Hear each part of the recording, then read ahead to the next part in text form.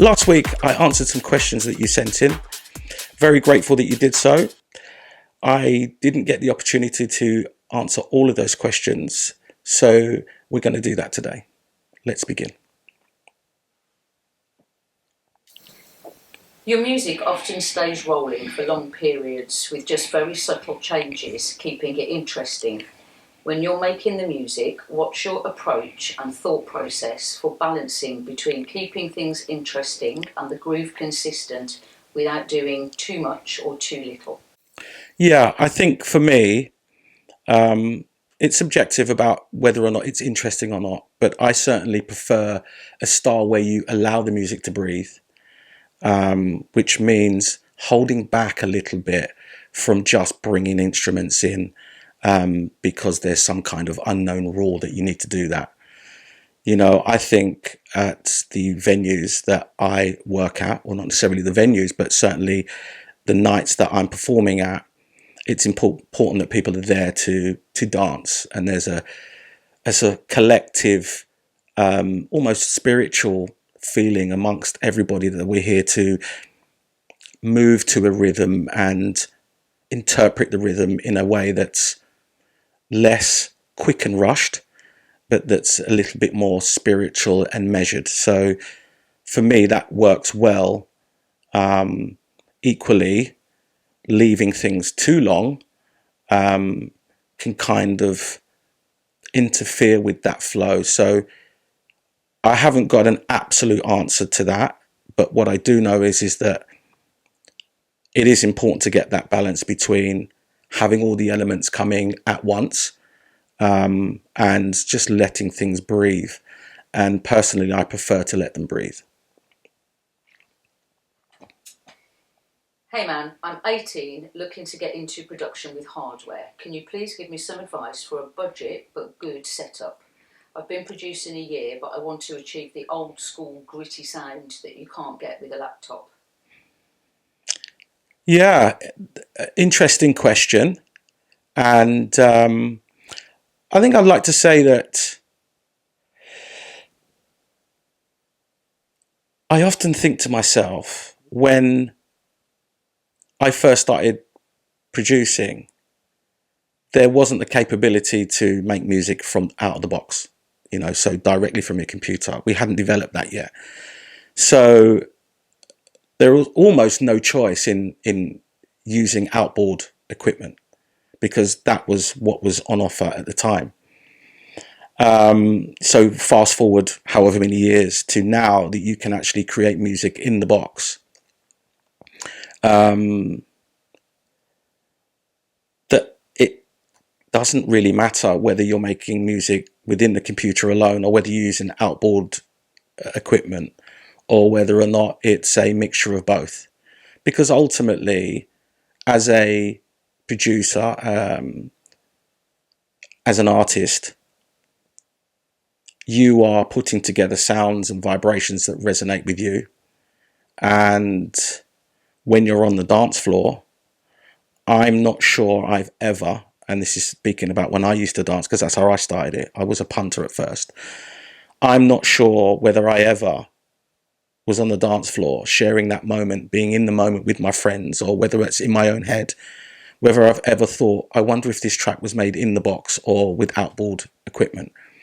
And I think I can categorically answer and say that I've never thought of that. So I think it's a personal thing. I think a lot has been made of old school music being made using outboard equipment. So therefore I need outboard equipment in order to replicate that. When in fact, I just don't think it matters. So what I would advise is I would start small. Nowadays, you can buy a computer and you can buy some software and some plugins, and you can literally produce a whole track. And it's what you put together, the sounds you put together, the rhythms that you put together, how they interact with each other is the most important thing. And invariably, I just don't think that anybody can tell. So just going back to the trying to replicate old sounds and old styles, I think it might almost be impossible. You can replicate the way somebody's built a track in terms of the arrangement. The drums came in here, the hats came in there. but the general feel of the track itself is individual and it's down to each artist. So to begin with, I would just make music and not be too concerned about whether it's outboard or in the box. When you're DJing, what are you listening for that tells you it's the right moment to make the next transition, rather than just mixing on phrase or timing? Yeah. Well, firstly, the most important thing for me is once I've finished a particular mix, transitioned out of one, is to find the next piece of music, the next record. So that's the first port of call. What track do I think is going to go well with this? And then I'll cue that up. And then at that moment, I'll tune back into whereabouts we are in the song that's playing, that I'm about to transition into, where that is. And because I know the tracks to a certain degree, I can ascertain that actually I think the crowd would really enjoy this next section that's coming. So rather than just because I'm ready to queue up, I should just put the track in. I'm waiting to see whether or not that track adds some more value to that moment. And also, I also consider that I don't want it to be too busy. I want it to be as seamless as possible.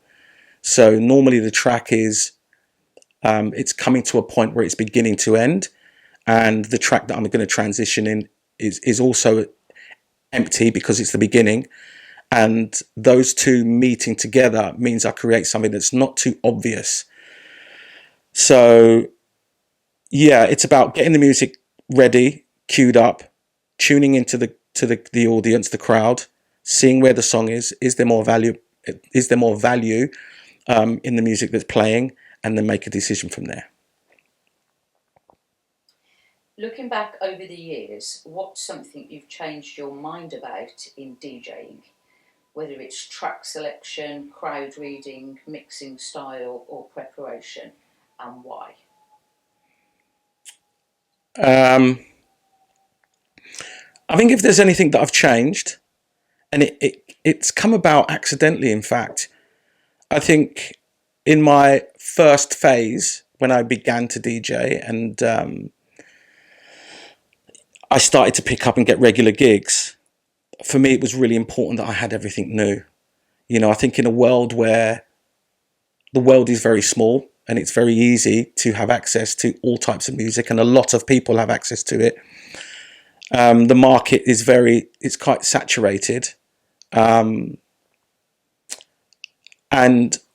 what's slightly different for me now is that I've collected music over a certain amount of decades, that when I put them back down again and started doing other bits in my life, I completely forgotten about those tracks. So now when I revisit them, I'm literally just going through a record collection and selecting the tracks that I really like the sound of. And I've lost this kind of urgency for it to be new. So I think that's one of the things that I've changed. Yeah. How has spending years behind the decks changed the way you produce music? And are there things you deliberately build into your tracks because you know how they'll work in a club or in a DJ set? Yeah. The answer is yes, there are things that I put into a track. My journey as an artist began by being a punter, a dancer on the dance floor. And I'm really grateful for that. And what that's helped me to establish are the sorts of things, the sorts of musical cues, the sort of dance cues that happen within music that made my experience a lot more enjoyable. And I like to think that most of us, when coming from that point of view, were the same. So how my music's developed is that a lot of the time, as I'm structuring arrangements, I'm thinking about being on the dance floor. So I'm thinking about the track, what's already in the track, and then what it is that would make me respond in a positive way, whereby I'm enjoying it, and also as well I might be able to share that with my friends. So while I'm producing, I think about those things and I try and add those into the tracks, and hopefully that translates to those really good feelings and good times that I had when I was on the dance floor. Okay, feel free to send any more questions in. Once again, I'll read all of them, and I'll sit with those and answer those for next week.